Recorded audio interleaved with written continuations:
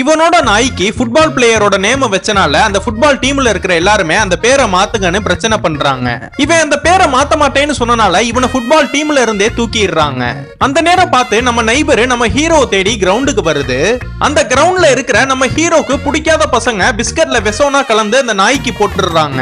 நல்லவேளை நம்ம ஹீரோவும் நம்ம ஹீரோட ஃப்ரெண்டும் அந்த இடத்துக்கு வந்து பிஸ்கட்டை சாப்பிட விடாம தடுத்துறாங்க.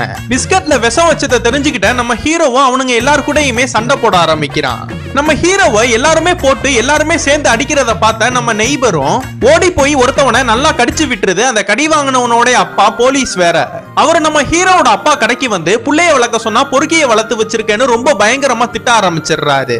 இதனால நம்ம ஹீரோட அப்பாவும் உன்னை காலேஜுக்கு பணம் கட்டி படிக்கிறதுக்கு அமிச்சா நீ நாயை வச்சு ரவுடிசம் பண்ணிட்டு இருக்கியான்னு அடிக்கிறாரு. இவனை எல்லாரும் முன்னாடியுமே வச்சு அடிச்சனால அவமானம் தாங்க முடியாம வீட்டுல இருக்கிற ரூம்குள்ள போய் உட்கார்ந்துடுறான். அதுக்கப்புறம் நம்ம ஹீரோட அப்பாவும் எல்லாமே இந்த நாயால தான் வருதுன்னு இந்த நாயை வேற ஒரு லாரியில வச்சு வேற ஒரு ஊருக்கு அனுப்பிடுறாரு. இவன் அடுத்த நாள் காலையில எழுந்திருச்சு நெய்பரை காணமேன்னு தேடுறப்ப அவங்க அம்மா நடந்த எல்லா விஷயத்தையுமே சொல்றாங்க.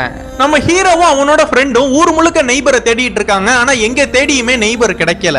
நம்ம ஹீரோட ஃப்ரெண்டான சிண்டுவும் அந்த நாயை ஏத்தி விட்ட லாரி பாண்டிச்சேரி தான் போயிருக்குன்னு எல்லா பக்கத்தும் விசாரிச்சு கண்டுபிடிச்சிடுறான். அதனால இவனுங்க ரெண்டு பேருமே நெய்பரை கண்டுபிடிக்கிறதுக்காக பாண்டிச்சேரி கிளம்புறாங்க. இதுக்கப்புறம் என்ன ஆச்சுன்னு உங்களுக்கு தெரியணும்னா கீழே கமெண்ட் பாக்ஸ்ல பார்ட் 3ன்னு போட்டு போங்க.